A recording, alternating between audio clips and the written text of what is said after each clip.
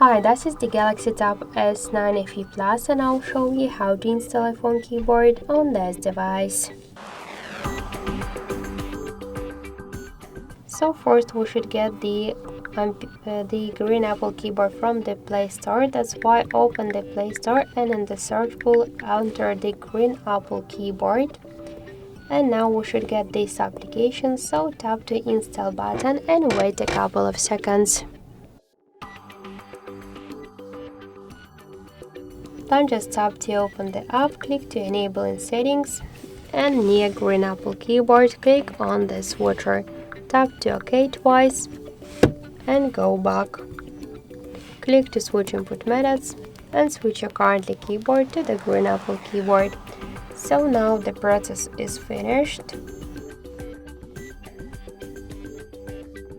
And let's just check our new keyboard look. So as you could see, this keyboard is so close to the iPhone 1 as all of the emojis. So that's it, thank you for watching, and if you like this video, leave thumbs up and subscribe our channel.